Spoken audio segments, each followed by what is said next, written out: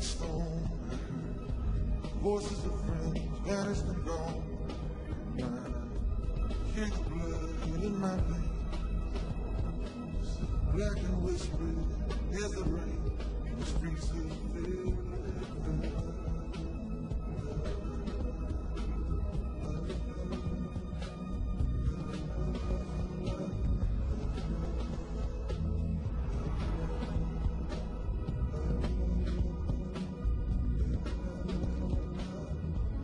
Ain't no angel gonna greet me. Just you and I, my friend. And my clothes don't fit me anymore.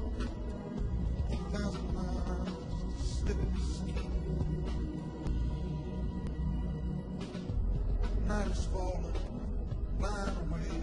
I can feel myself fading away. So see me, brother. Let these kids leave each other alone like this on the streets of Philadelphia.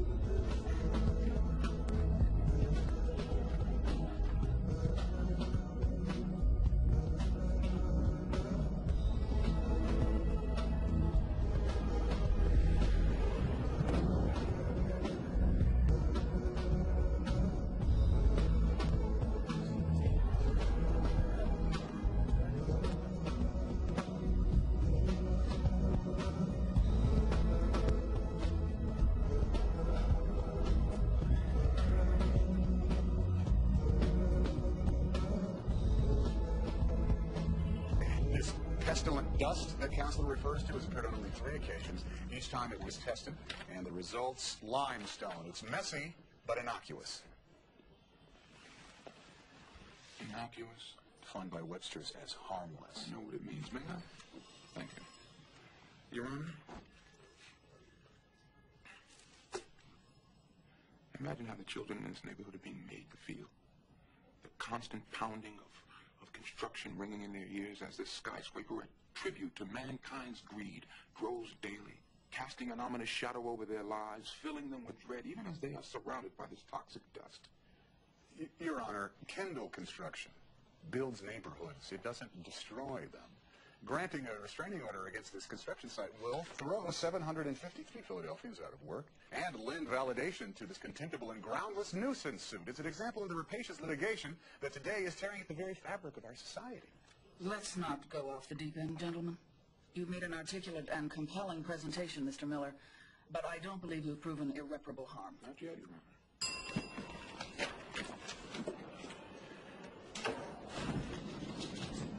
Where it's pre-existing asthmatic condition and right on also you can probably get it.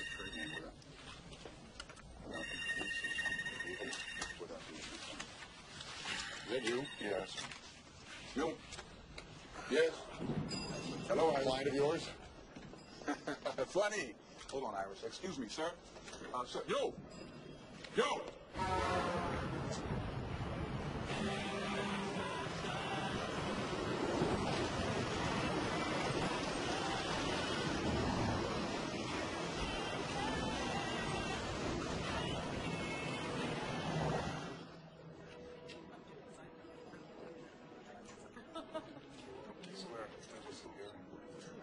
My sons and I went to a restaurant the other day.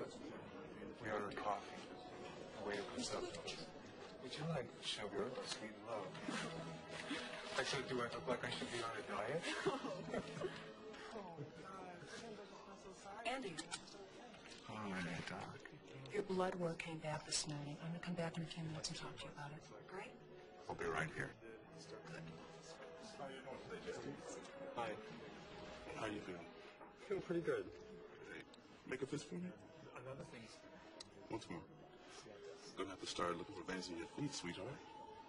Patient's still alive. Okay. Once more.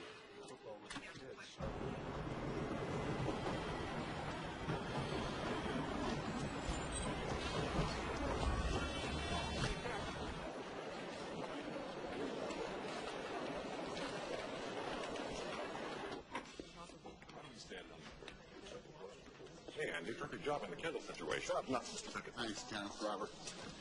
Hi, Rose. Anthea, just the paralegal extraordinaire I was hoping to see.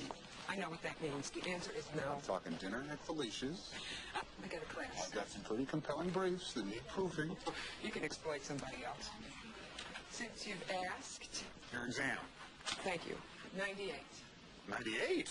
98? Congratulations. Hey, I have to pick up Amy from her after school, but I want to talk to you about that Hanson thing. Oh, give me a call. I'm going to be here and tell Amy that I love the painting. It's on my wall. Hi, Andrew. Conference call's up. The roll call just started. Now, this is the settlement agreement. The red line copy's on your desk. You need me in there? No. 6:30. Go home.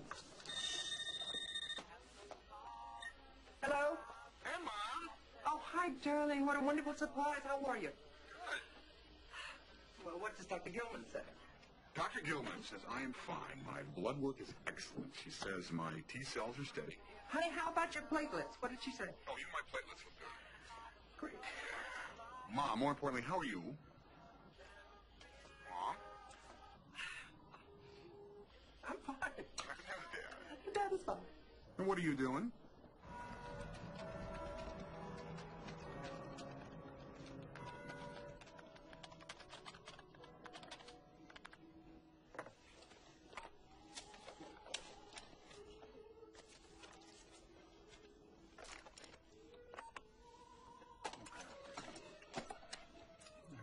From a financial perspective, economic loss.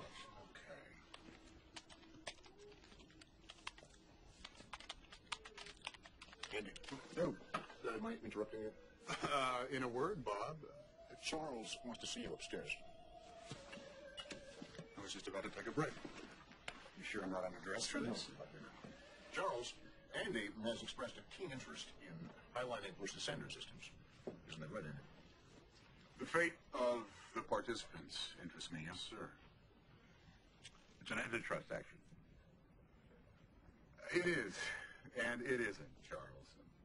Sanders Systems copies Highline spreadsheet program. For me, the legal principle involved is copyright infringement.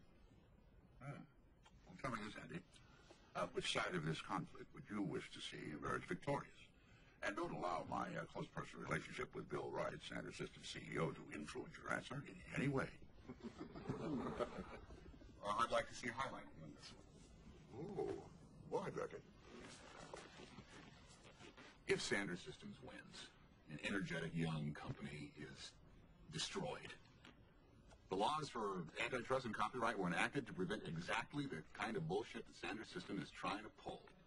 And do you know who reps highlighting? Rodney Bailey. Oh, I object. Rodney Bailey. Couldn't find his way around copyright law with a map. Well, apparently they followed Highline agree, Andy. Which explains why, as of 9:03 this evening, right after the dessert course, Highline Incorporated is now represented by Wyatt, Wheeler, Hellerman, Tetlow, and Brown. Outstanding. And more specifically, Senior Associate Andrew Beckett.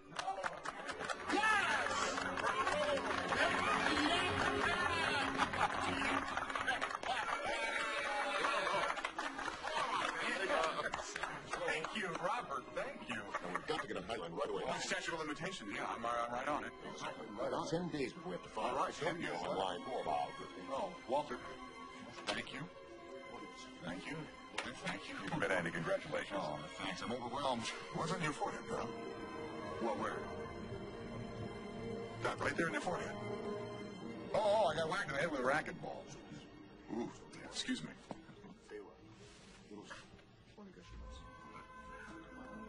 Charles, I sincerely appreciate your faith in my abilities. Faith, Andy, is a belief in something for which we have no evidence. It does not apply to this situation. Go home. Oh, no, go back to work. Yeah.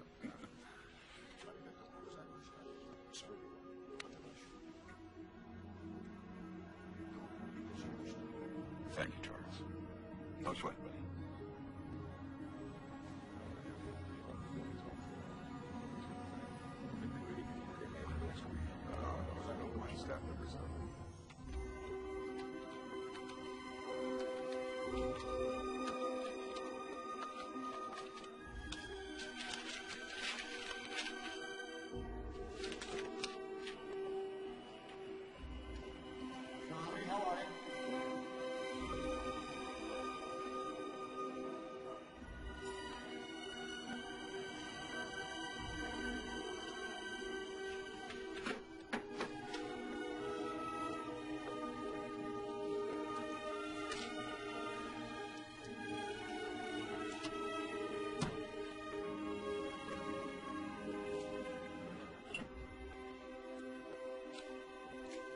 The Highline complaint is right there on my desk, Shelby. It's all set to go, so make sure Jamie is on top of it.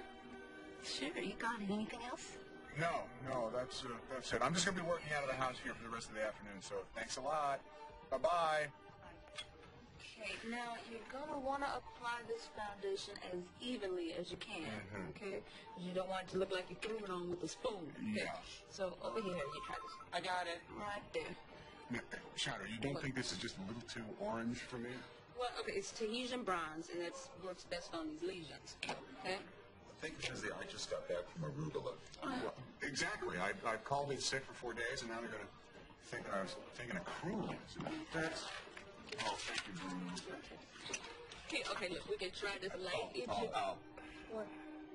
Ow. Andy. Excuse me.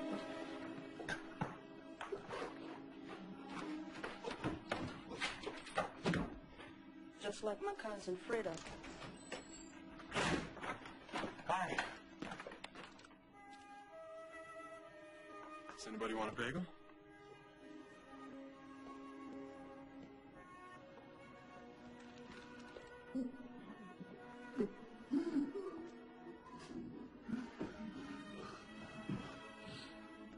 You okay, Andy? I think I need to go to the hospital.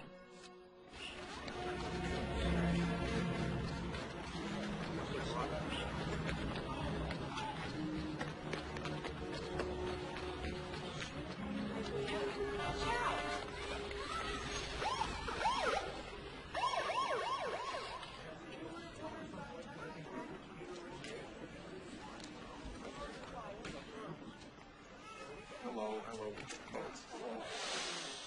It's all right. Okay, I'm getting out of here, right? Okay? Oh, one more. Thank you for driving like a bat out of hell. Take it easy, right? Dr. Gilman is out of her office. I told her to take a day off, and she took a day off. Can you believe that? So we took blood? Specimen or something? Blood, yes, a specimen. Did you find somebody to take your blood? Let me see. Oh, you got a fever, baby. Oh, that's my guy. Excuse me, doctor. Hello, hi. Just 1 second. I came that close to not making it into the bathroom, Miguel. I almost lost it in front of everybody. What? There's nothing to be ashamed of, huh? It's just... what about my blood work? We're waiting. Meanwhile, I want to prep you for a colonoscopy. We want to take a look inside.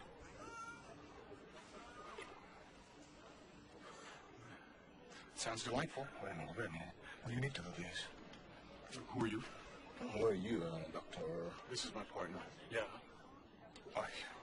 He keeps records of all my hospital visits. It's nothing personal. I'm Dr. Klenstein. Listen, you're right. A colonoscopy is not a pleasant procedure. But if the KS is causing the diarrhea, we've got to know about that right away. I don't know. There could be parasites, an infection, honey. Reaction to the ACT. All of these are possibilities, but we've got to go forward. No, listen to me. He's not going through some painful procedure until we cancel out everything else. You know what I mean? Listen, I'm trying to help your partner here, okay? Okay. Hey, you're not a member of his immediate family. What? I could have you removed from the ER. Really? Look. He's upset. He's sorry. No, apologize for me, okay? Okay, he's not sorry. Let's do this. Let's find out what the blood work tells us. I will try to give you a specimen. Some hospital food may help me along, and then we might hear from Dr. Gilman, and we can start from there. Okay? Everybody happy? All right? Okay. All right? I'll get on the lab about the blood work. Thank you, doctor. I'm sorry. Oh, it's the third time the office has beat me. I better go. Feinstein, I gotta go deal with my call. I want you to sit down, and I want you to relax. Oh, good. Is there a phone around somewhere nearby? Thank you. If you or someone you know has been injured through the fault of others, you may be entitled to a cash settlement or money damages. Good Lord. Joseph Miller. Mr. Beckett's office? Shelby, it's me. Jamie's been beeping me, so... Listen, I just want to let you know we have a minor catastrophe in the making here. It's about that Highline complaint. Jamie is going absolutely ballistic. All right, calm down.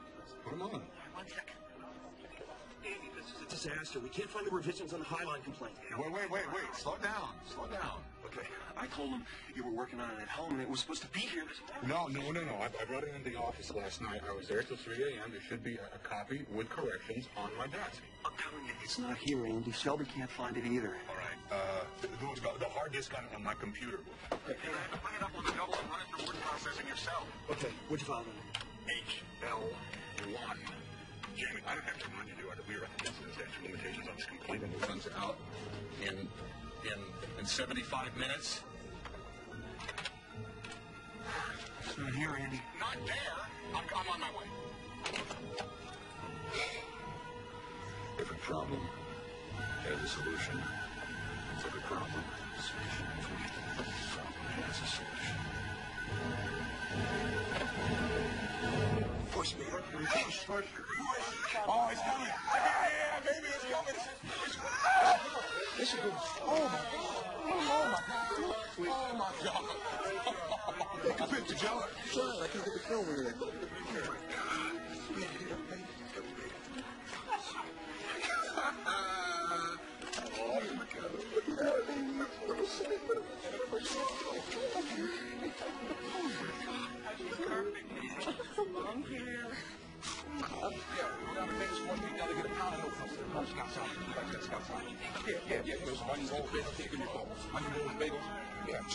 Champagne, yeah, like I don't care how much it costs. Get some nice Dom Perignon. How much? Oh, $100. I'll get it Dom Perignon. Get a nice California Dom Perignon. Too much. Get it all over here because she's starving. No, Iris, not the baby. Lisa is starving. Yeah, Lisa and Iris. Listen. Anybody call? Beckett. Who's Andrew Beckett?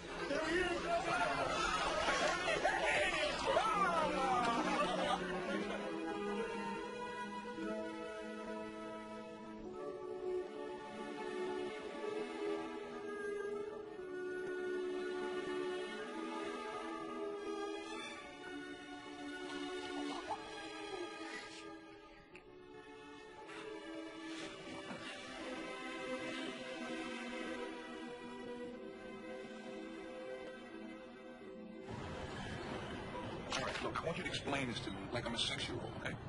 The entire street is clear, except for one small area under construction, this huge hole that is clearly marked and blocked off, right? Yes. You decide you must cross the street at this spot, no other. You fall into the hole. Now you want to sue the city for negligence, right? Yes. Do I have a case? Yes. Yeah, of course you got a case. Great. I want you to go with my assistant, Iris. Yeah, all right. Have you fill out some forms, tell you all about our fee arrangement. Of course, you know we take no cash unless we get cash justice for you. How's your back? You got any lower back pain, dizziness, nightmares? Funny you should mention that. Iris will take good care of you, Iris. You take good care of Mr. Finley. I will. Mr. Beckett. Hey, thanks a lot. Very good. Thank you very, very All much. right, take care. Mr. Beckett. Mr. Beckett, come in.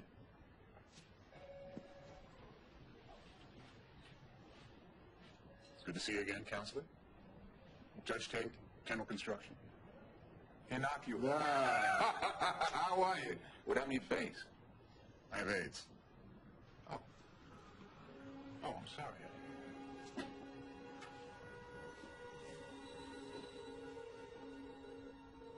Can I sit down? Yeah.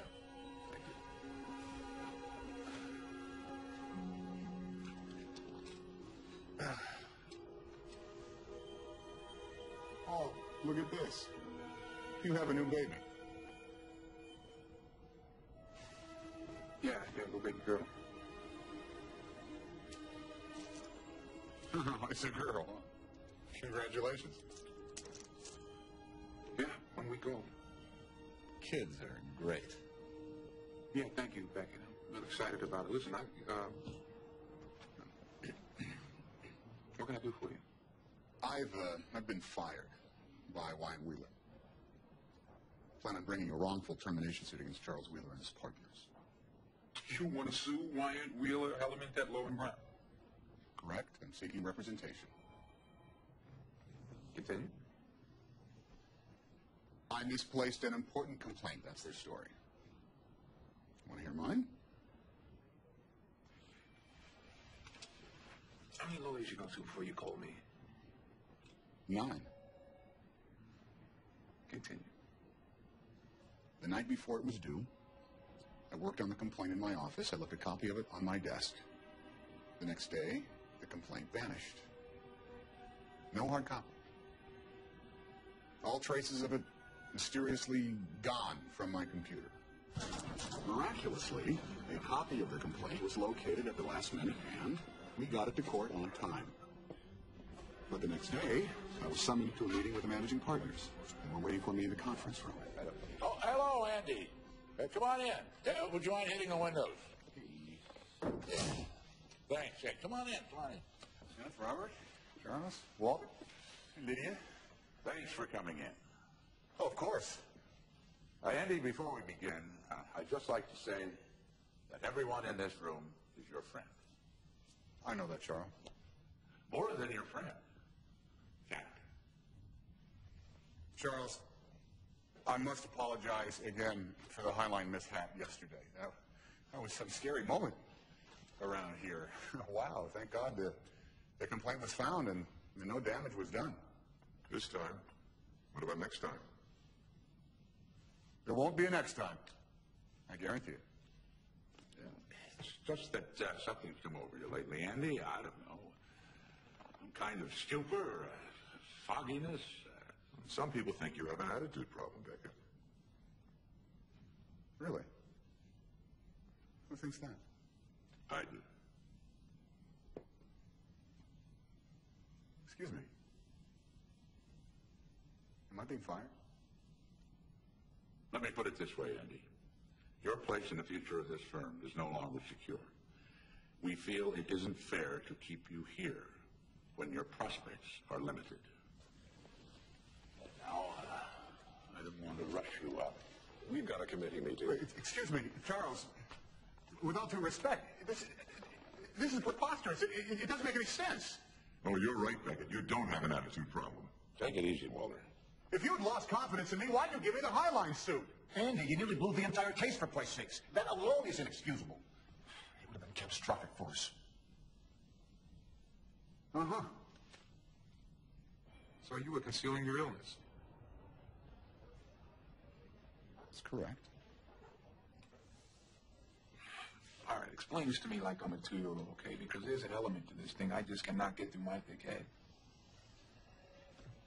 Didn't you have an obligation to tell your employer you had this dreaded, deadly, infectious disease? That's not the point. From the day they hired me to the day I was fired, I served my clients consistently, thoroughly, with absolute excellence. If they hadn't fired me, that's what I'd be doing today. And they don't want to fire you for having AIDS, so in spite of your brilliance, they'd make you look incompetent, thus the mysterious false file. Is that what you're trying to tell me? Correct. I was sabotaged.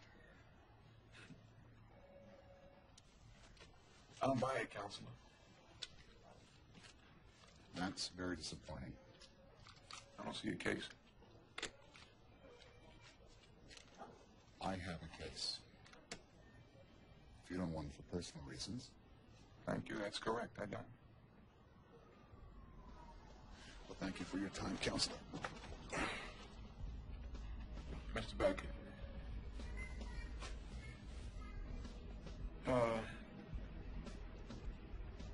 I'm sorry about what happened to you. It's an itch, you know.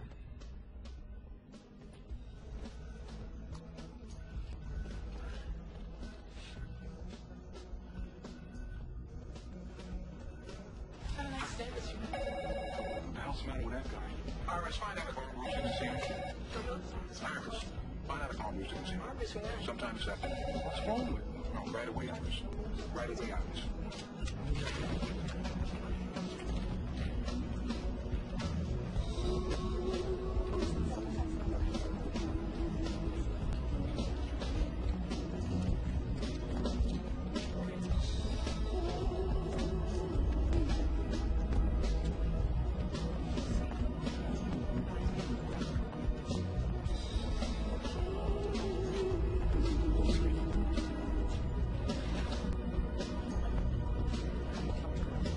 The HIV virus can only be transmitted through the exchange of bodily fluids, namely blood, semen, and vaginal secretions. What? Yeah, but isn't it true that they're finding out all kinds of new things about this disease every day? All right, now you tell me today there's no danger, go home. I go home, I pick up my little baby girl, and I find out 6 months from now on the news or something. Oops, made a mistake. Yeah, you can't carry it on your shirt or your clothes. What are you doing? You're gonna draw blood. Why are we gonna do that, Joe? Little Joe. I've known you since you were a kid. And I don't care a whit about your private life. Thanks, Doc. I don't need an AIDS test, but thanks anyway. Listen, just send a bill to my office for me, okay? Thanks for the information, really.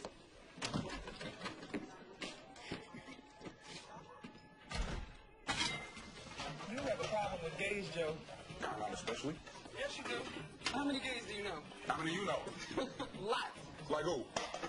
Karen Berman, my Aunt Teresa, cousin Tommy, who lives in Rochester, Eddie Myers from The Office, Stanley, the guy who's putting in our kitchen cabinets. Aunt Teresa's gay? That beautiful, sensuous, voluptuous woman is a lesbian? Yeah. Since when? Probably since she was born. All right, well, hey, I admit it, okay? I'm prejudiced. I don't like homosexuals. Hey, you got it. All right. I mean, the way these guys do that thing, don't they get confused? No, I know. Is that yours? Is that mine?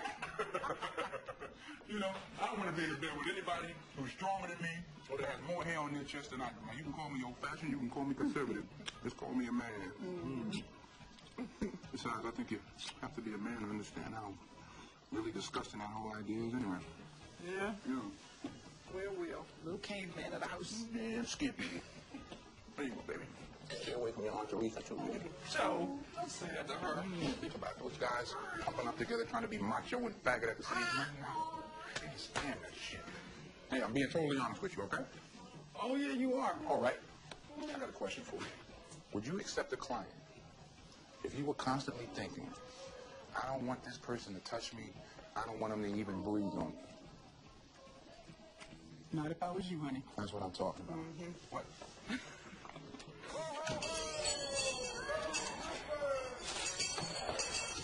Merry Christmas.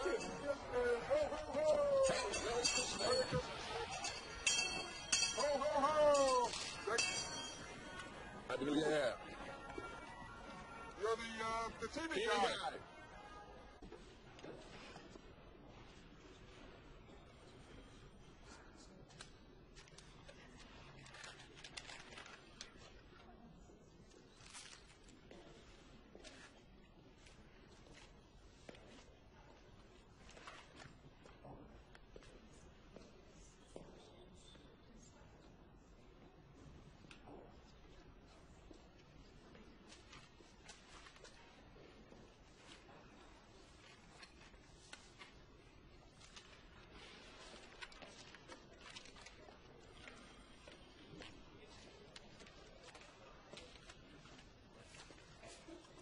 Sir, this is the supplement. You're right. There is a section on HIV-related discrimination. Thank you. Thank you very much.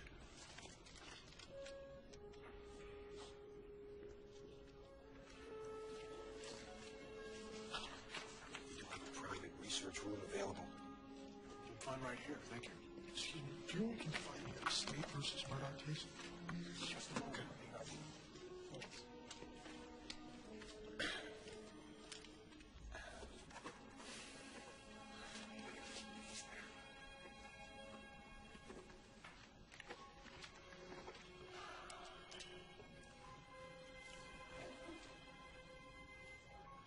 Wouldn't you be more comfortable in a research room?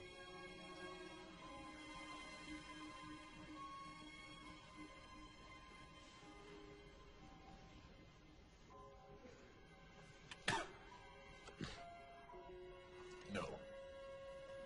Would it make you more comfortable?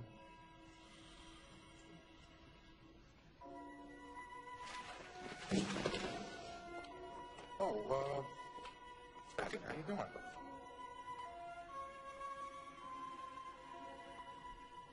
Counselor. Huh.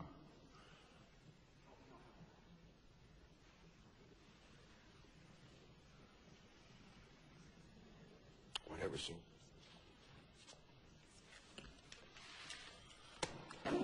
Excuse me.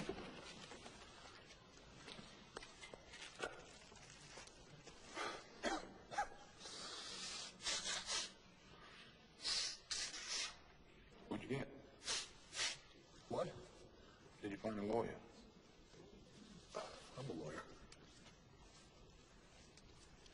How's your baby?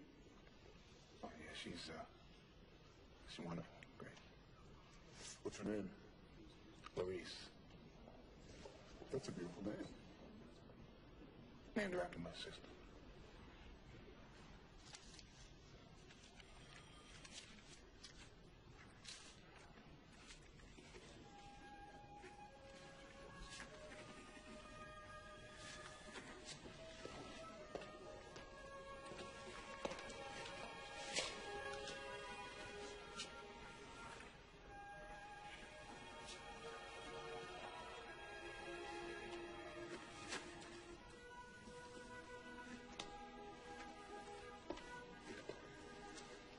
Look,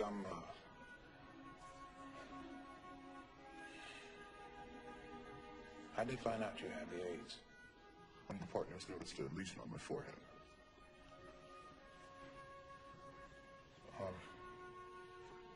But how do you go from the lawyer spotting a lesion, which could have been anything, to the partners deducing that you have AIDS and terminating you on the basis of that conclusion? That's a good point.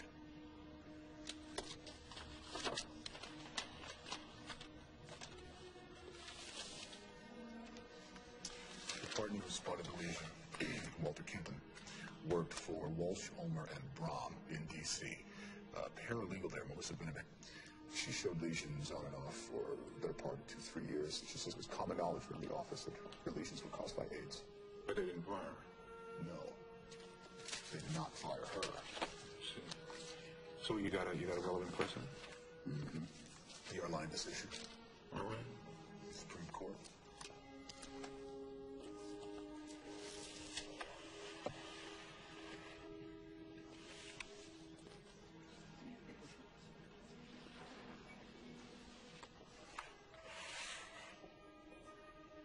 The Federal Vocational Rehabilitation Act of 1973 prohibits discrimination against otherwise qualified handicapped persons who are able to perform the duties required by their employment. Although the ruling did not address the specific issue of HIV and AIDS discrimination. Subsequent decisions have held that AIDS is protected as a handicap under law, not only because of the physical limitations it imposes, but because the prejudice surrounding AIDS exacts a social death which precedes the actual physical one.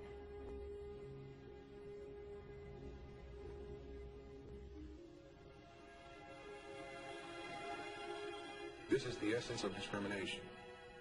Formulating opinions about others not based on their individual merits, but rather on their membership in a group with assumed characteristics.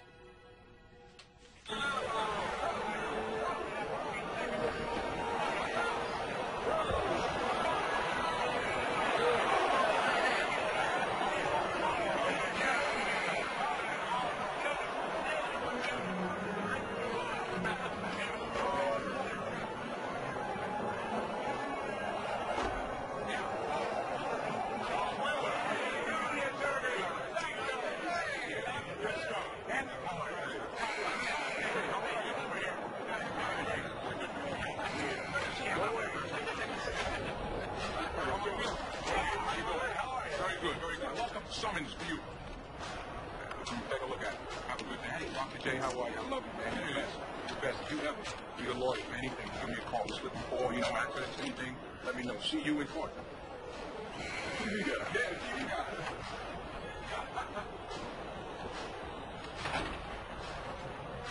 Say, Joe, what's up?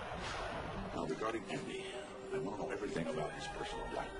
Does he frequent those pathetic bars on Chestnut? Oh, Jesus. What other homosexual facilities does he go to? Absolutely. Charles. What deviant groups or organizations does he secretly belong to? Just thinking of it. Wait a minute, Bob. Let's make a fair settlement offer for this tragic business behind us. Bob. Andy brought AIDS into our offices, into our men's room. He brought AIDS to our annual goddamn family picnic. Are we suing him, Bob? Where is your compassion, gentlemen? We gave in highline that Andrew Beckett say I might not be able to serve our client to the best of my ability. He said nothing. And now, discarding the trust and affection I conferred upon him, Andrew Beckett proposes to haul me into court to sling accusations at me, to call me a bigot. Full view of the entire Philadelphia judicial establishment. I deny it.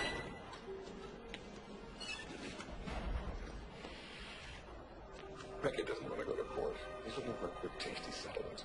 A jury might decide that he has a case. Wait a minute. He was fired from confidence not because he has AIDS.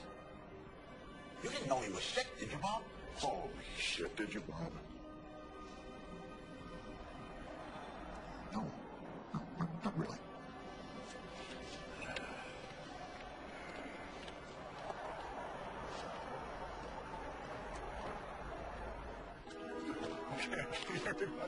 Everybody, this is the house that I grew up in. Bonito, Felicito. Right here in the hometown of Lower Marion, Pennsylvania. Lovely. Here. And here's proof. There. My handprints. From when I was a cute little boy. Today is the 40th wedding anniversary of my mom and dad. Beckett's into something. Pretty tough life with all these politics so many years, huh? Well, those can be some pretty mean streets. Don't let the appearances fool you. Here's the front door. Now, I once slammed this finger in the front door, and I broke it. Here's my brother. Hey! Hey, my sister Jill, everybody. She was doing this. Mommy's pregnant again! What? Are you really? Hi, Megan. Where's Dad? He's out trying to get the snow blower fixed. You know, he wants to send your dad buys a new snowblower. Oh, how lucky. Oh, no, today's a good day. Megan, keep that up. You're doing a great job.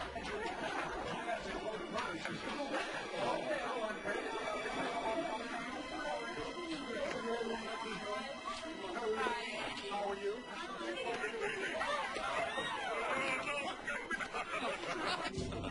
You let me love you. It's for sure I'm gonna love you all the way. Oh, Sarah, you're all the way.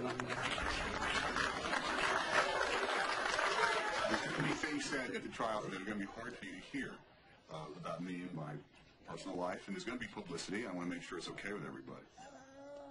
And do you want me to take her? No, she's fine. Hey, it's great that you're asking, Andy, but this is really your call. All right, thank you, brother. Thank you. Hey, You my kid brother. That's all that matters, okay? To be honest, I'm worried about Mommy and Daddy. No. They've been through so much already, and it's possible that there are going to be some very tough times ahead.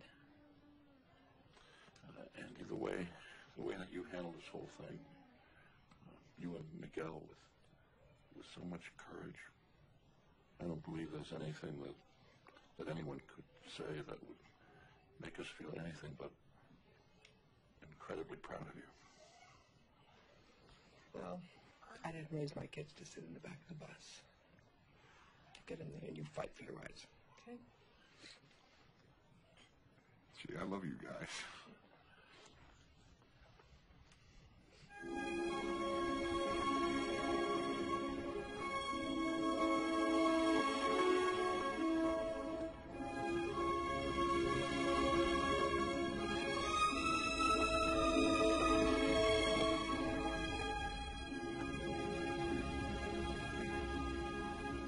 Ladies and gentlemen of the jury,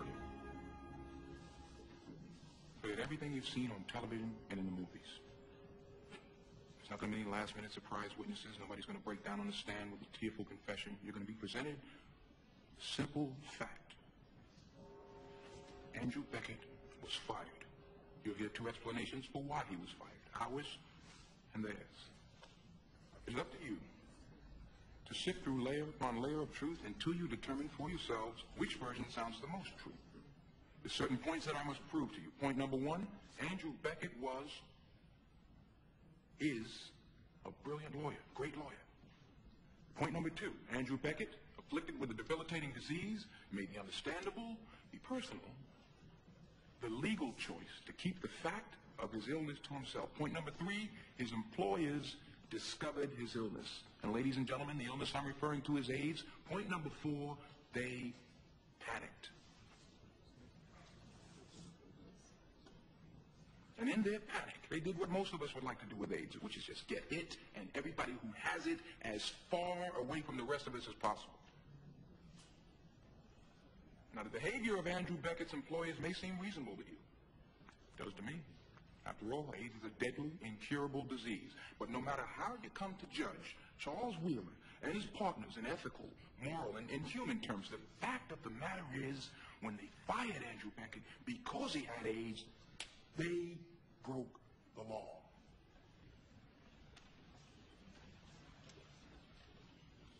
Fact. Andrew Beckett's performance on the job varied from competent, good, to oftentimes mediocre, to sometimes flagrantly incompetent. Fact. He claims he's the victim of lies and deceit. Fact. It was Andrew Beckett who lied, going to great lengths to conceal his disease from his employers. Fact. He was successful in his duplicity. The partners at Wyant Wheeler did not know that Andrew Beckett had AIDS when they fired him. Fact. Andrew Beckett is dying.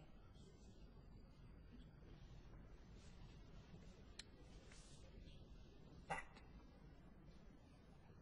Andrew Beckett is angry because his lifestyle, his reckless behavior has cut short his life.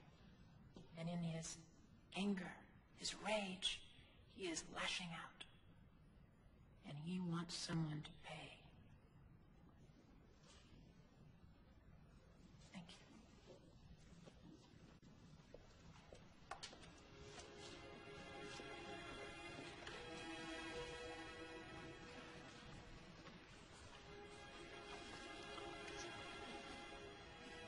Andrew Beckett represented your company in a lawsuit in 1990, is that correct?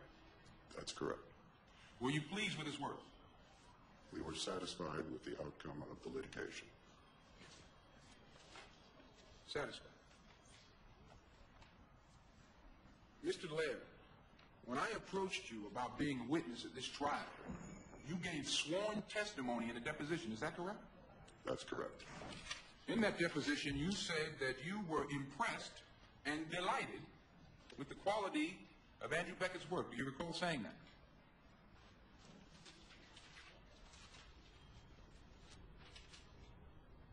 In all honesty, I was delighted with certain aspects of Andy's efforts. But in general, I found the work to be merely satisfactory. Uh-huh. Do you agree that a bologna sandwich is a satisfactory meal, whereas caviar and champagne, roast duck, and baked Alaska, that might be considered a delightful meal? We object. These gastronomical comments are irrelevant to these proceedings, Your Honor. Now, they're not irrelevant. Your Honor, 5 months ago, this witness characterized Andrew Beckett as caviar. Now he's calling him a bologna sandwich. I think that the jury is entitled to know what powerful force has caused him to change his mind. He hasn't changed his mind. He's amplified his answer. Objection sustained.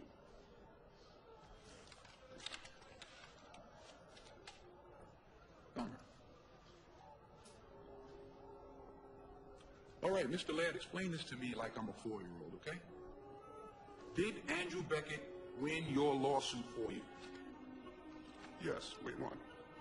Oh, congratulations. That must have been a very satisfactory experience.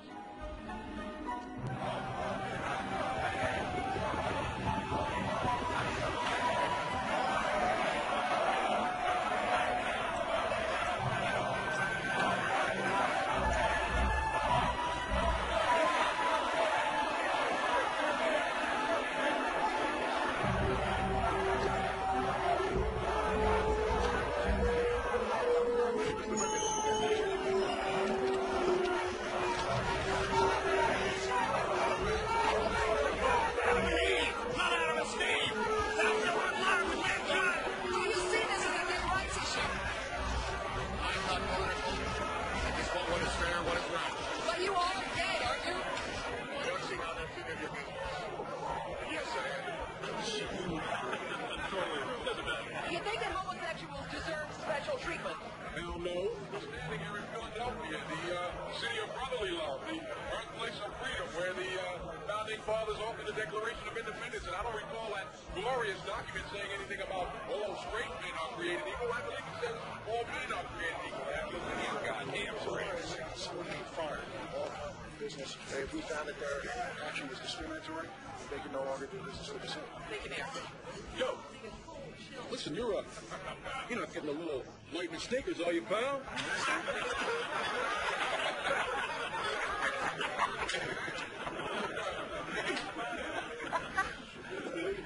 Yeah, I am. I'm changing. I'm on the prowl. And I'm looking for a hunk, not just any hunk. I mean a man, a real man like you. You can tell everybody about it. You know what we do. You want to play sailor?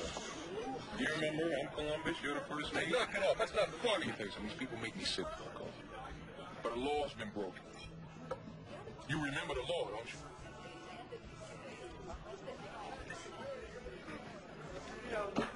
At least we agree on one thing, Joe. Because that's right. Tutti Fruttis make me sick, Phil.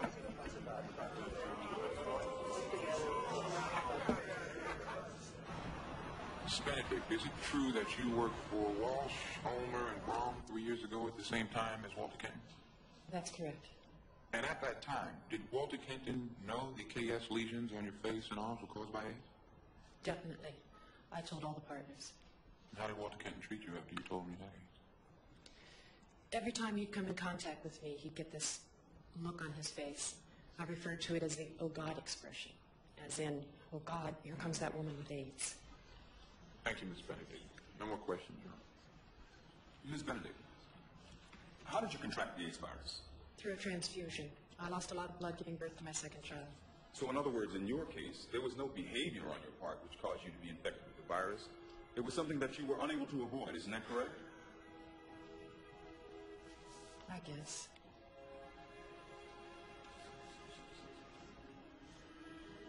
Thank you. But I don't consider myself any different from anyone else with this disease. I'm not guilty. I'm not innocent. I'm just trying to survive. Thank you, Ms. Benedict. No further questions at this time, Your Honor. You may step down, Mrs. Benedict. Beyond noticing the marks on his face, were there other things about his appearance, Miss Burton, that made you suspect that Andrew had AIDS? Well, he was getting thinner, and he seemed very tired sometimes. But he was working so hard. Still, I felt something was wrong, and I can't believe that they're trying to pretend that they didn't notice anything. Objection. Just answer the question, please.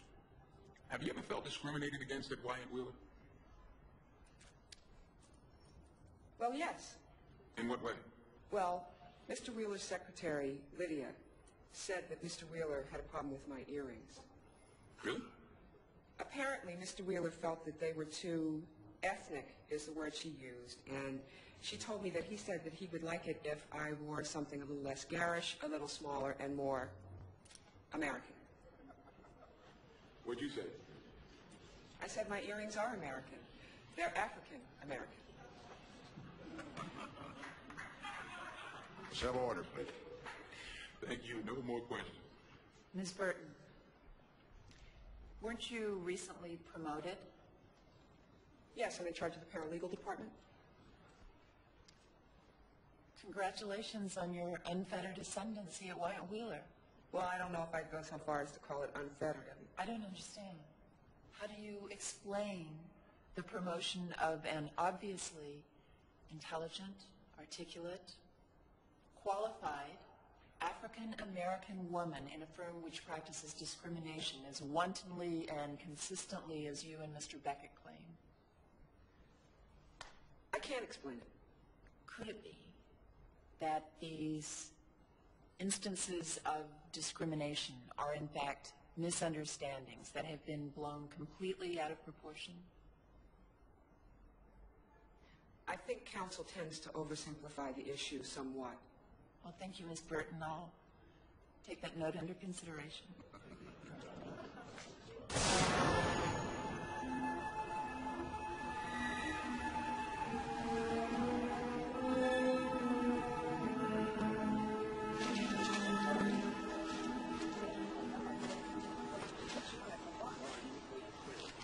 trial drummer.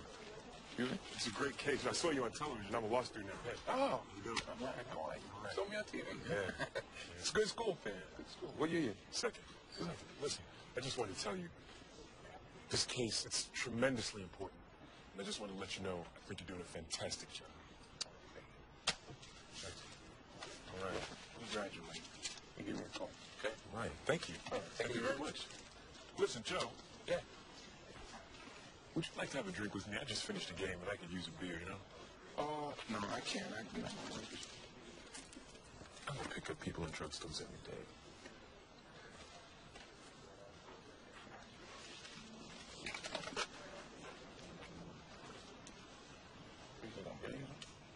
Aren't you?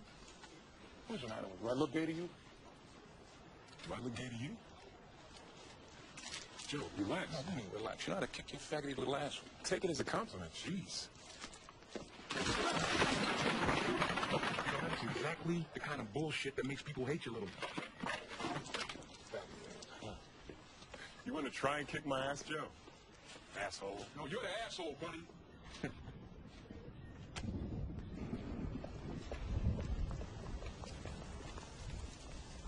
Please continue, Miss O'Hara. We were going crazy looking for this complaint.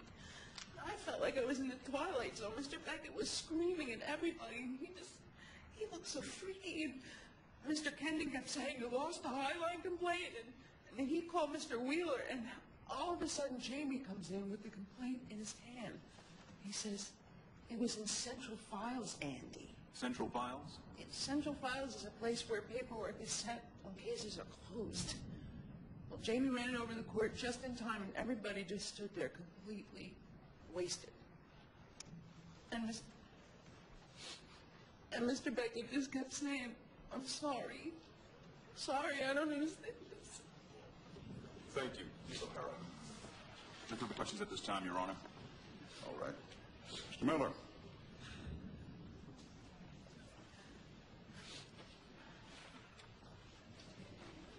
May I?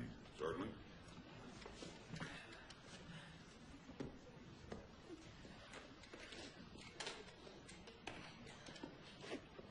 Thank you. You okay? Yeah. Want a glass of water, son?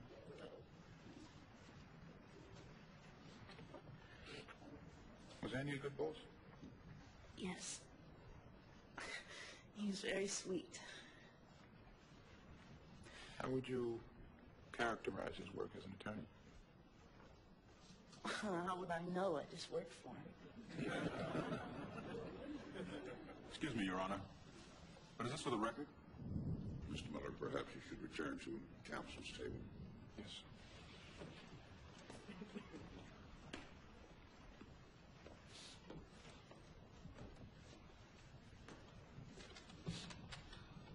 Ms. O'Hara. Yes.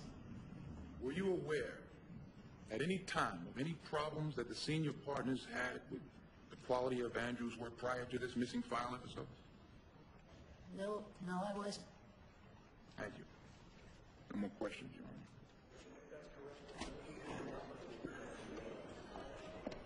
Is Andrew Beckett the kind of lawyer who misplaces crucial documents? Not to my knowledge. No.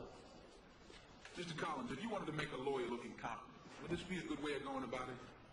Hiding an important document, making it for a few hours, and then making it look like the responsible lawyer misplaced it? Why would Mr. Wheeler and the others behave so outrageously? Because they found out Andy was sick? Perhaps. We have lawyers who had heart attacks, ulcers, prostate cancer, leukemia. No one sandbagged them. Did you have something to do with this file being lost accidentally on purpose? Objection. I'll rephrase. Did you have anything to do with this file being misplaced? Absolutely not. Are you a homosexual? What? Are you a homosexual? Answer the question. Are you a homo?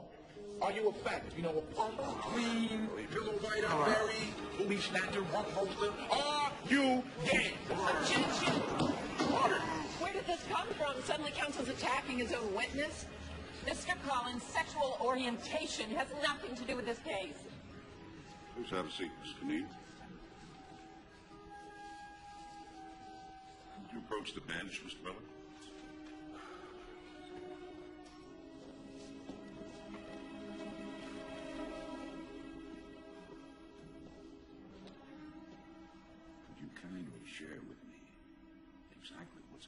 inside your head, because at this moment I don't have a clue. You're right. Everybody in this courtroom is thinking about sexual orientation, sexual preference, whatever you want to call it. Who does what to whom and how they do it. I mean, they're looking at Andrew Beck. They're thinking about it. They're looking at Mr. Wheeler, Miss Coneen, even you, Your Honor. They're wondering about it. Trust me, I know that they are looking at me and thinking about it. So let's just get it out in the open. Let's get it out of the closet. Because this case is not just about AIDS, is it? So let's talk about what this case is really all about. The general public's hatred, our loathing, our fear of homosexuals. And how that climate of hatred and fear translated into the firing of this particular homosexual. My client, Andrew Beck. Please have a seat, Mr. Miller.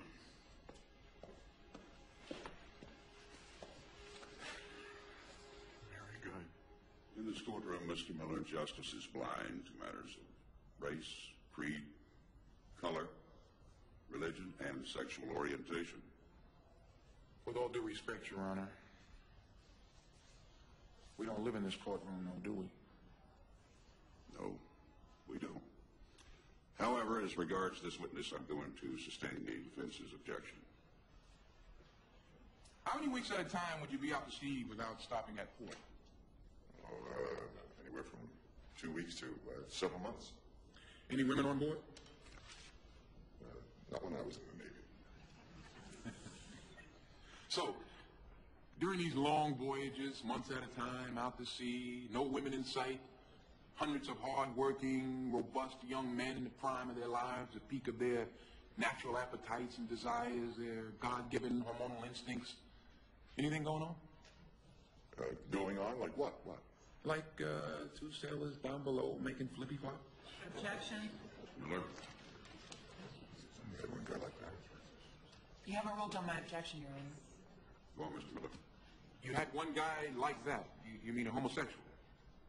He strutted around quarters naked, trying to get everybody to notice him. Made everyone sick. It was destroying our morale. So we let him know this kind of behavior was not acceptable.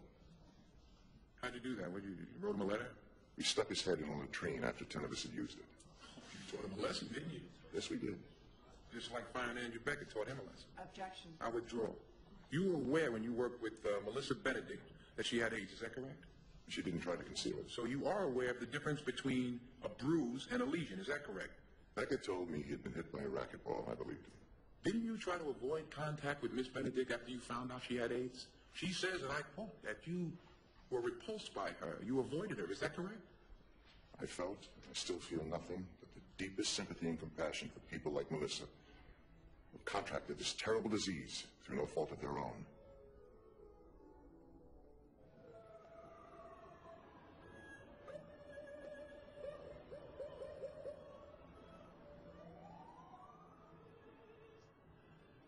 Don't move now.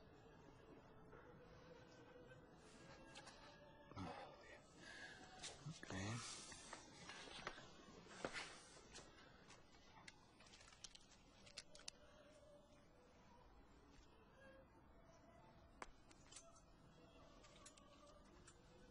Right. It's not going through. You may have to flush it out again.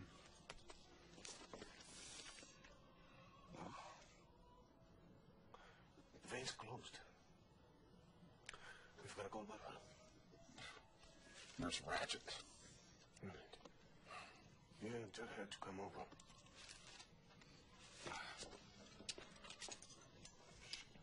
Look, there's so much stuff I need to get done.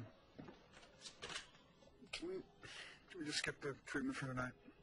No. We're not skipping this treatment. It's my arm, and it's my treatment, and I say skip it.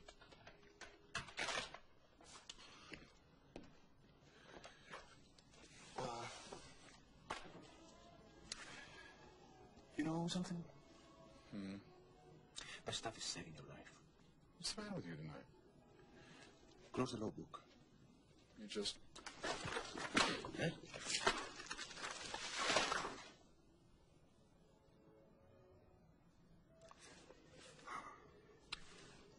least you can do is look at me and give me a little of your time, man. Okay?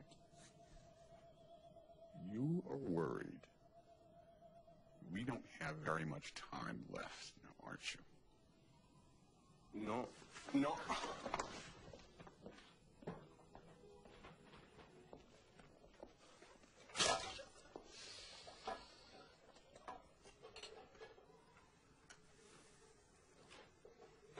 Well, I tell you what I'm going to do. I'm going to start planning my memorial service. I'm going to start preparing for the inevitable.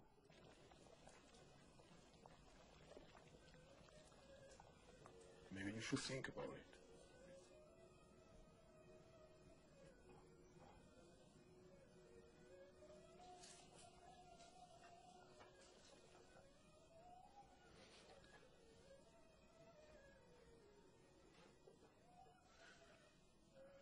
No.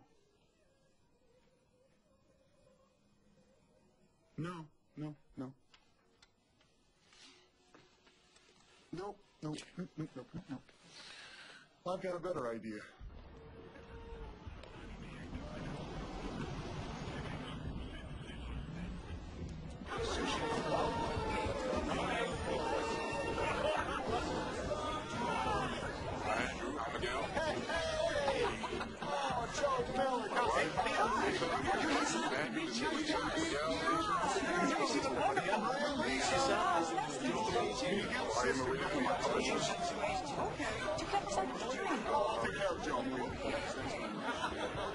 You're looking alive tonight. Oh, I had blood transfusion. I feel great. So you like it? I'm a lawsuit. You get it? I'm a lawsuit. It's not bad. It's not bad. Look, it's not bad. What do you drink? Wine. Can I have some of the red, please? So we got to get to this Q&A sometime tonight, you know? Sure. Just one problem. I'm at a party right now. You get to listen this later, that's all. Right. Hi, Joe Miller. Do I know you? Mona Lisa. Lawsuit.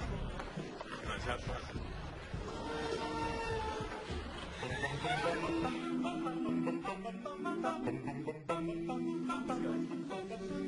Mr. Sandman, bring me a dream. Make him the cutest boy that I've ever seen. Give him two lips like roses and clover, and tell me that my lonesome nights are over. Sandman, I'm so alone. Don't have a boyfriend to call my own. Please turn on your magic beam. Sandman, bring us all dreams. It is hard to imagine, but nothing else could be so exciting, could be so exciting. Ooh, so much fun.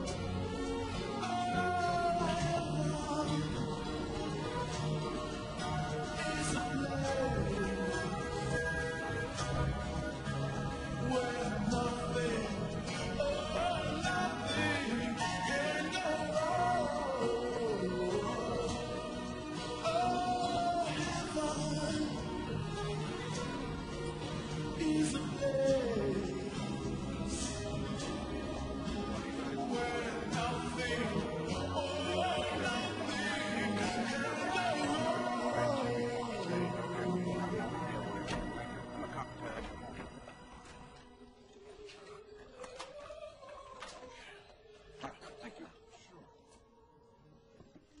Congratulations, Counselor.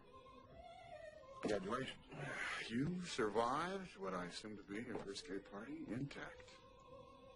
Let me tell you something, Andrew. When you're brought up the way I am, the way most people are in this country, there's not a whole lot of discussion about homosexuality or, what do you call it, alternate lifestyles. As a kid, you're taught that queers are funny, queers are weird, queers dress up like their mother, that they're afraid to fight, that they're a danger to little kids, and that all they want to do is to get into your pants. And that pretty much sums up the general thinking out there if you want to know the truth about it. Thank you for sharing it with me. Very welcome. All right, let's go over this testimony. We've got a big day on. Okay. First, I'll ask you, can you describe the circumstances in which you joined the firm Wyatt, Wheeler, Hellman, Tetlow, and Brown? Miller,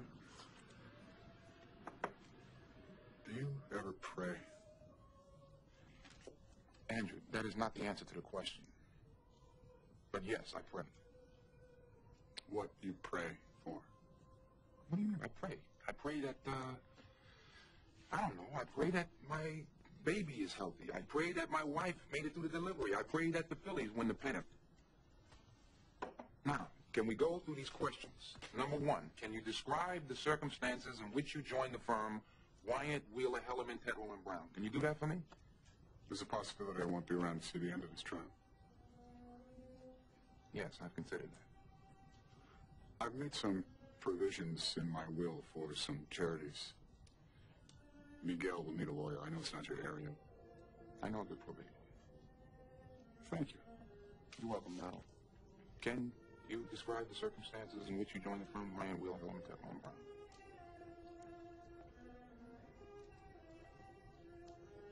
Do you mind this music? Do you like opera?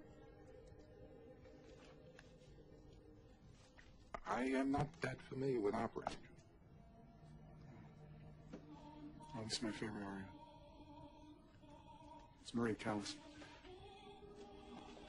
It's Andrea Chenier. Umberto Giordano. This is Madeleine. Saying how during the French Revolution, a mob set fire to her house. Her mother died.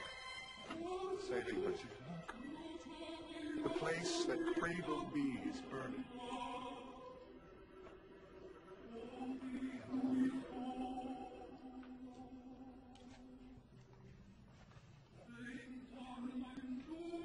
You hear the heartache in her voice? Can you feel it, Joe?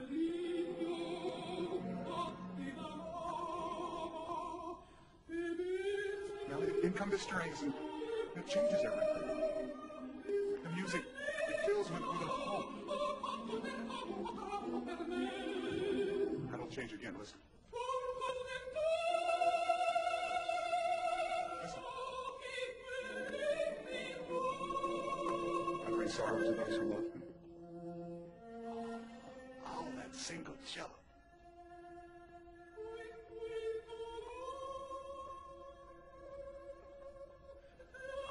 During this sorrow that love came to me.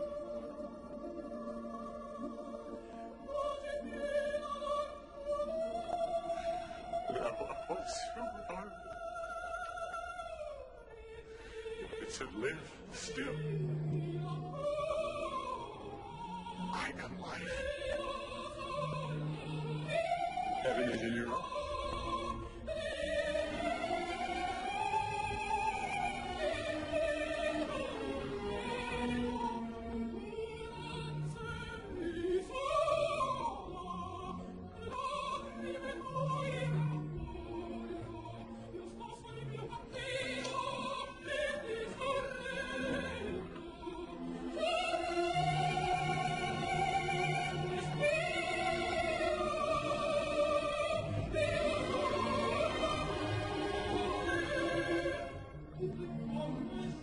Your marriage is the blood and the mind. I am divine. I am oblivion. I am the God. Come down from the heavens to the earth. Makes of the earth a heaven.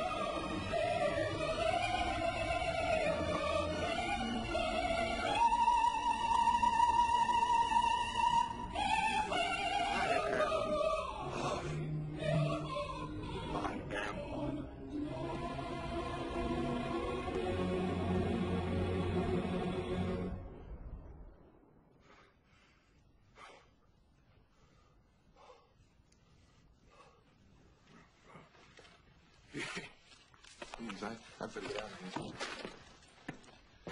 Lisa's, I told her that, no. I'll look over the Q&A. No, you're ready. You're ready.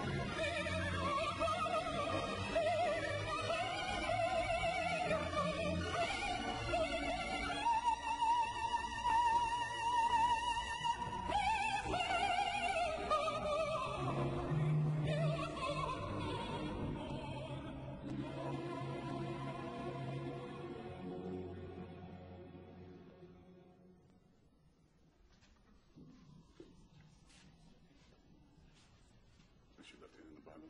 Raise your right hand. Do you swear to tell the whole truth and nothing but the truth to help you God? I do. Please be seated. Andrew, can you describe the circumstances in which you joined the firm Wyatt, Wheeler, Ellerman, Tetlow, and Brown? Wyatt Wheeler aggressively recruited me. They were the most prestigious firm in Philadelphia, full of opportunity, and I was impressed with the partners. Including Charles Wheeler? Particularly Charles. What impressed you about him? He was the kind of lawyer I thought I wanted to be. And what kind of lawyer is that? Possessed of an encyclopedic knowledge of the law, a razor-sharp litigator, genuine leader, gifted at bringing out the very best in others, an awesome ability to illuminate the most complex of legal concepts to a colleague, to a courtroom, to the man in the street. The kind of person who can play 3 sets of tennis, but doesn't sweat. Underneath an elegant surface, he has an adventurous spirit. So in the years you worked at Wyatt Wheeler, you ever tell Charles Wheeler you were gay? No, I didn't. Why not? You don't bring your personal life into a law firm. You're not supposed to have a personal life, really. Anyway, I did plan to tell Charles eventually, but then something happened at the racket club about three years ago.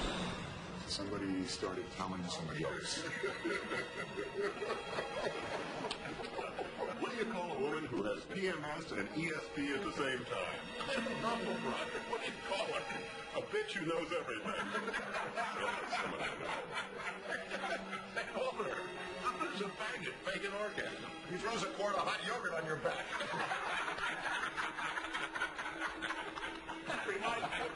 How did it make you feel? Relieved. That I never told him I was gay. Just very relieved. All right. Now, you a good lawyer, Andrew. I'm an excellent lawyer. What makes you an excellent lawyer? I love the law. I know the law. I excel at practicing. What do you love about the law, Andrew? Many things. What I love the most about the law? Yes. Is that every now and again, not often, but occasionally, you get to be a part of justice being done. It really is quite a thrill when that happens.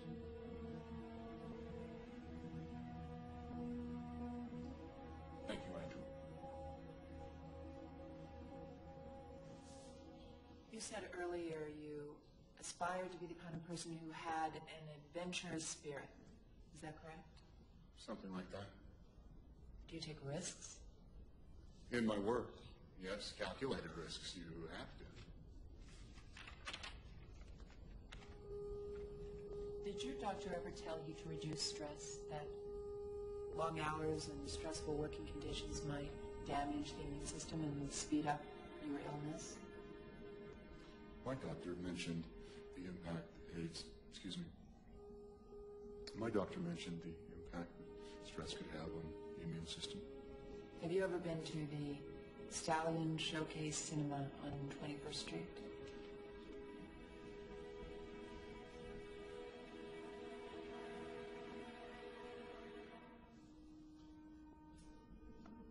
I've been to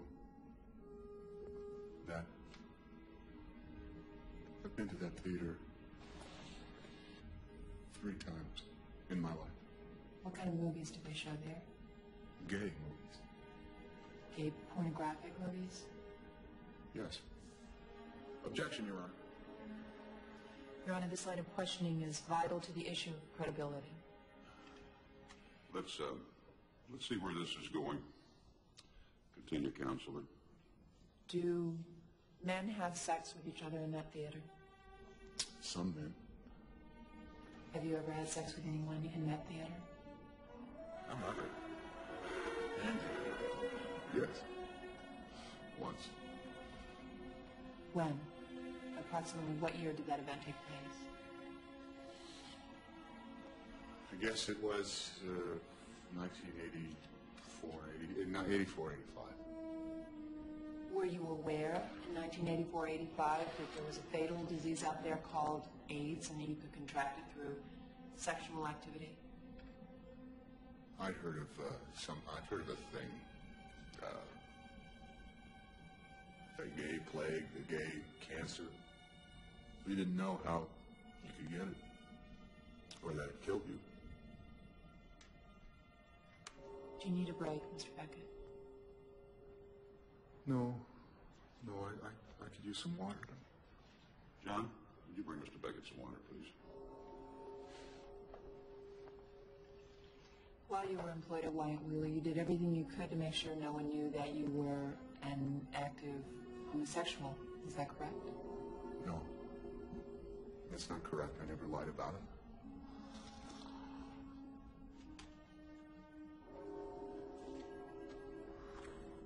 As a homosexual, one is often forced to conceal one's sexuality.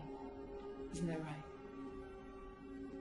Some circumstances, yes. Isn't it true that you've spent your life pretending to be something you're not, so much so that the art of concealment and dishonesty has become Your a Honor, second I nature? object. I'll withdraw, Your Honor. Mr. Beckett, were you living with Miguel Alvarez in 1984 or 85 when you had your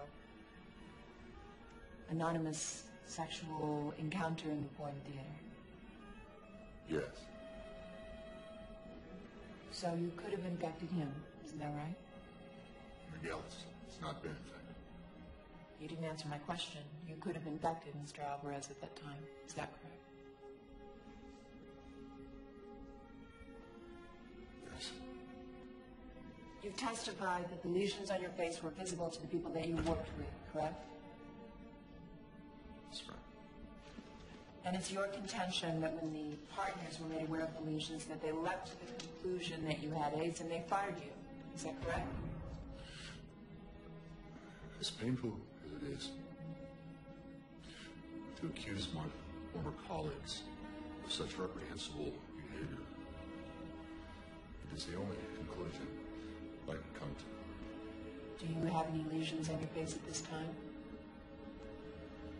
One. Here. Right, by my ear. Your Honor, may I approach the witness? Yes, you may.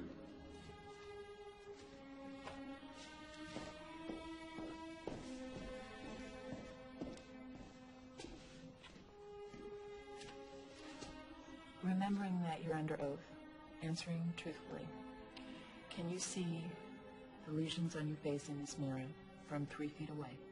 Answering truthfully.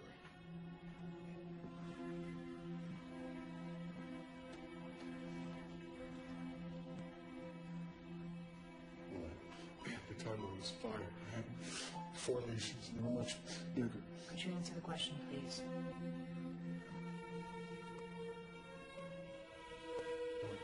No, I can't answer.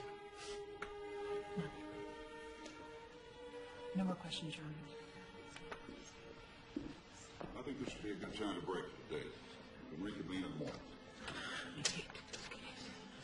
Your Honor, may I have 5 minutes in redirect? Mr. Beckett, can you go on for 5 minutes? 3 minutes. Yes. May I borrow your mirror, please?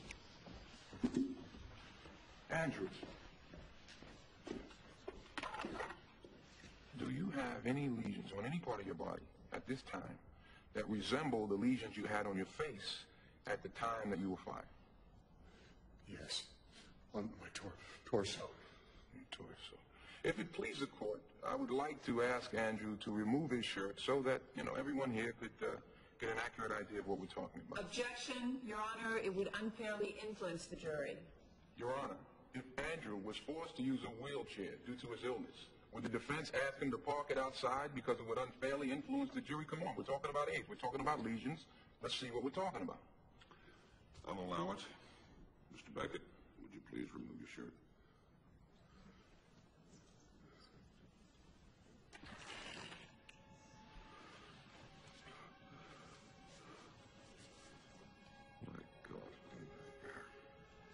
Yes.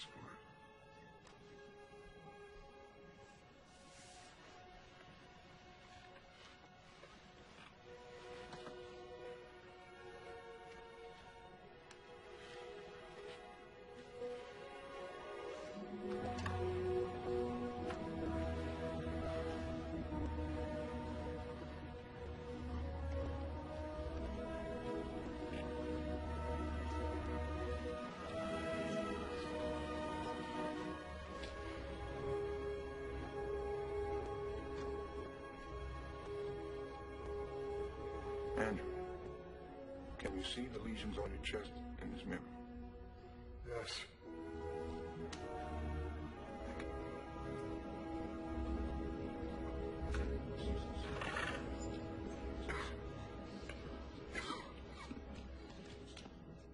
Do you swear to tell the whole truth and nothing but the truth, so help you God? I do. Please be seated.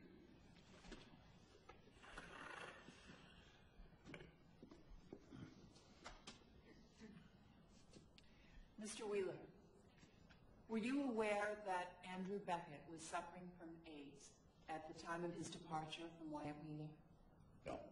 For absolute clarity, did you fire Andrew Beckett because he had AIDS? No, I did not fire Andrew Beckett because he had AIDS. Mr. Wheeler, can you explain in a way that leaves no doubt why you promoted Andrew Beckett through your firm? And then, most importantly, why you eventually asked him to leave? If you're the owner of a Major League ball club, you recruit the hot rookie. And Andy was tremendously promising as a young attorney, fresh out and crackerjack. That's why we went after him, that's why we hired him, and that's why we stuck with him year after year. Why did you give him opportunity after opportunity? Well, when you groomed someone the way we groomed Andy, by nurturing him, lavishing all kinds of special treatment on him, you made quite an investment. We were waiting for the promise to kick in and deliver. But ultimately, we could no longer ignore the gap between the reality and the promise.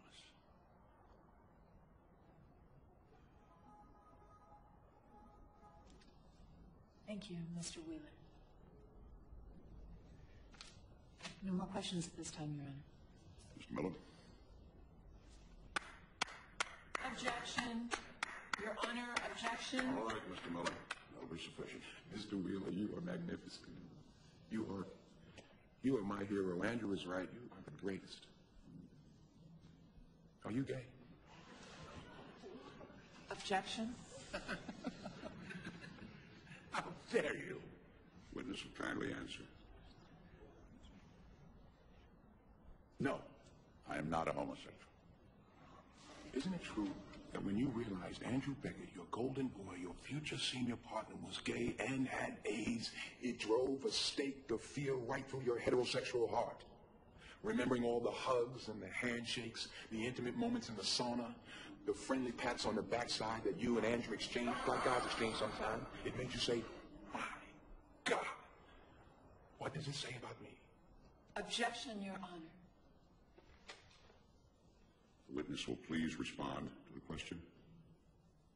Mr. Miller, you may tap dance around me all you wish with your innuendos and locker room fantasies, but the truth still remains that your client worked when he wanted to work, telling us what he thought we needed to know about who he really was. Andy insisted on bending the rules, and his work suffered tremendously in the long run as a result of that. Will you explain this to me like I'm a 6-year-old, Mr. Wheeler, because I just don't get it. Who makes these rules that you're talking about, huh? You? Read your Bible, Mr. Miller. Old and the New Testament. Pretty valuable rules in there. Excuse me. Andrew? Excuse me. Can it...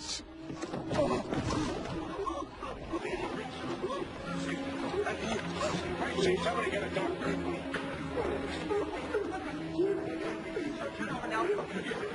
Call an ambulance, please. Ambulance, please. Please make room for him.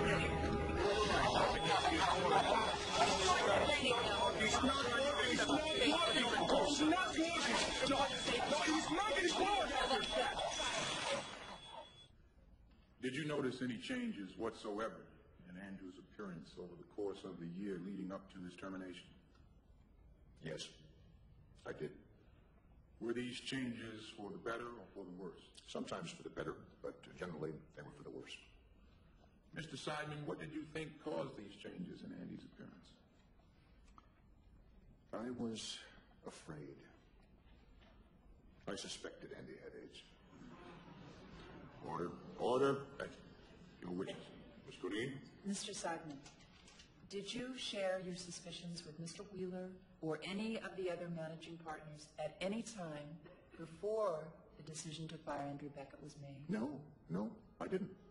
I didn't mention it to anyone, not even Andy. I didn't even give him a chance to talk about it. And I think I'm going to regret that for as long as I live. No more questions, Mr. Lee? That's all you want. They are saying that he wasn't a good lawyer, that he was mediocre. And the fact that they gave him the most important lawsuit that they ever had for one of the most important clients, now they say that that doesn't prove anything because that was just a test. What do they call it? A carrot? What's that? To see if he would rise to the occasion. Okay, so say I got to send a pilot into enemy territory and he's going to be flying a plane that costs $350 million. Who am I going to put in that plane? Some rookie who can't cut the grade because I want to see if he can rise to the challenge? Or am I going to give that assignment to my best pilot, my sharpest, my most experienced, my top gun, the very best I got? And I just don't get that. Would somebody please explain it to me? Like I'm a 6-year-old? Turn number 6. I agree. Turn number 7. I agree. Turn number 8. Agree. Turn number 9. I agree. Turn number 10. I disagree. Turn number 11. I agree. Turn number 12. Agree. Have you awarded any damages? Yes, Your Honor, we have. For back pay and loss of benefits, we award $143,000. For mental anguish and humiliation, we award $100,000. And for punitive damages, we award $4,782,000.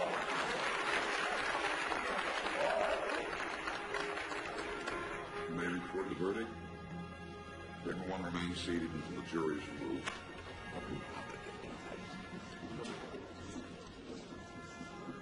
This trial is now concluded.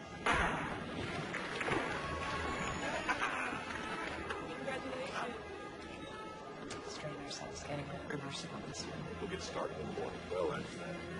Congratulations, Mr. Manning. I'll see you at the appeal. Congratulations. Well done. Oh, man. Thanks a lot. I'll see you at the hospital. Okay.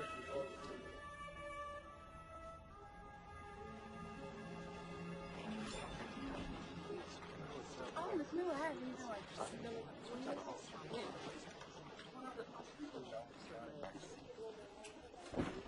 If he leaves the hospital, which is unlikely, don't expect him to be remotely like he was before this crisis. He's lost the vision in his right eye, and because of the CMV, he will not regain his vision.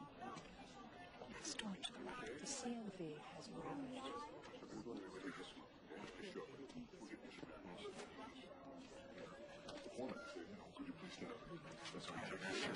Hey, that's where I go. Yeah.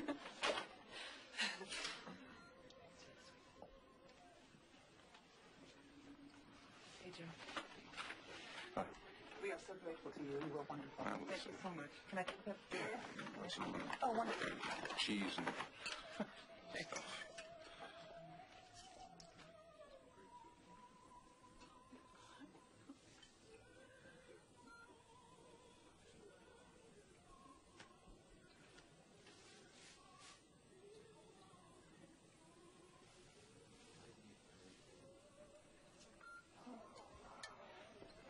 How you doing?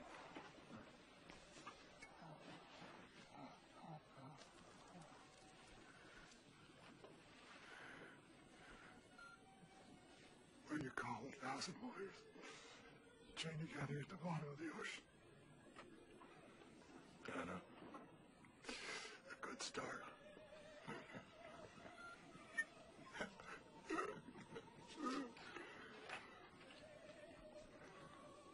Excellent work, Counselor. I thank you. It was great working with you, Counselor.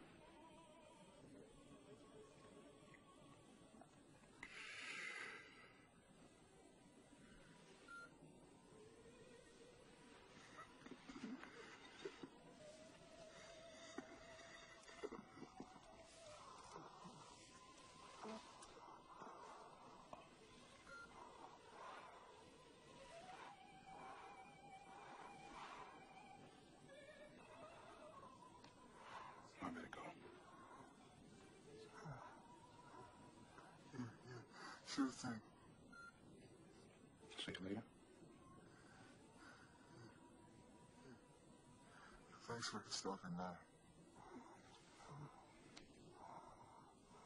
I'll see you again.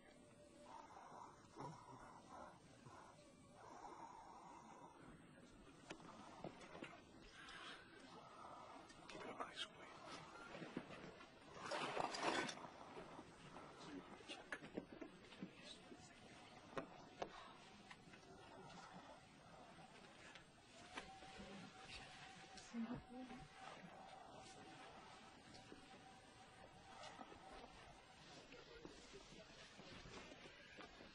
He's a fighter. Just want to get him home. Thank you, Joe.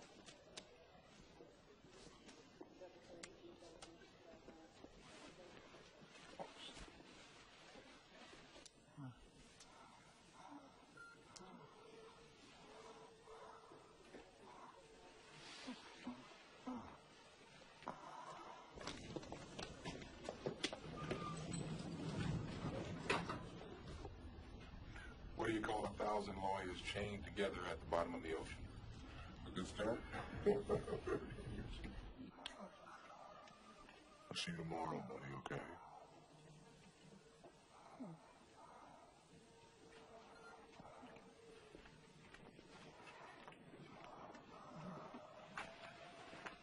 God bless you, Eddie.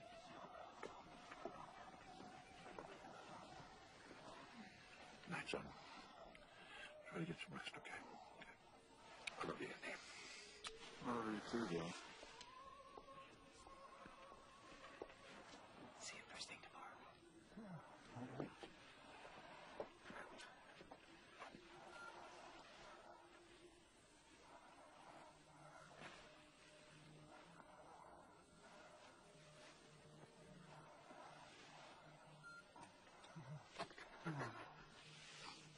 Sure.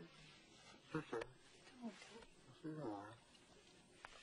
Okay. See you tomorrow. Good, sweetheart.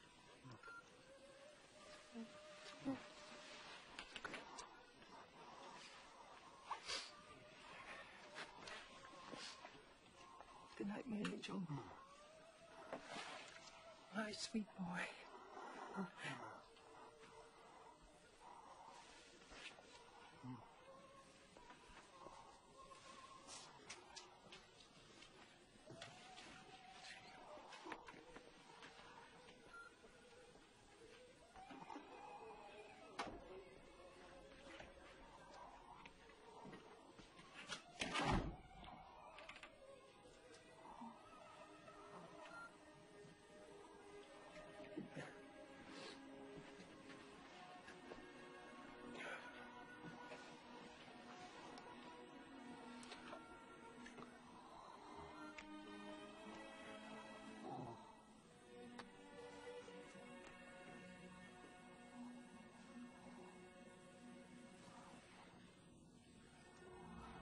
Yeah, let me help you.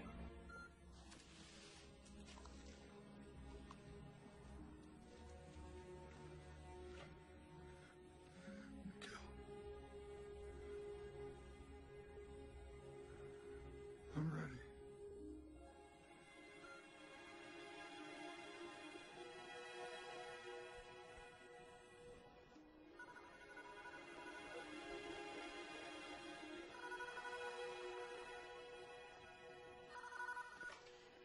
Hello? Joe, it's Miguel.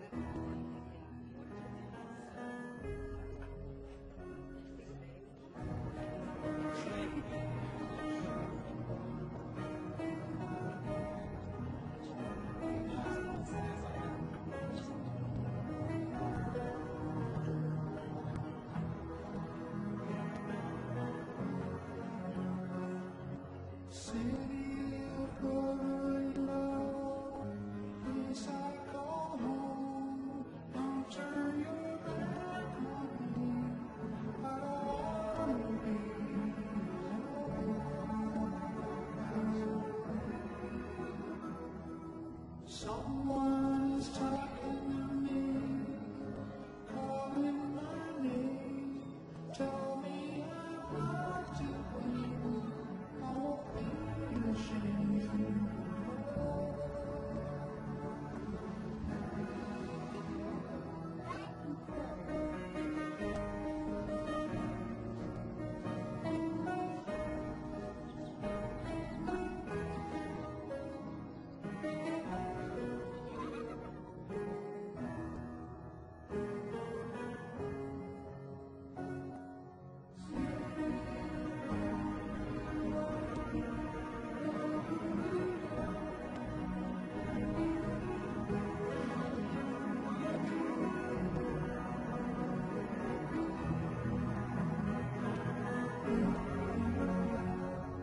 Sometimes I think I know what love's all about, and when I see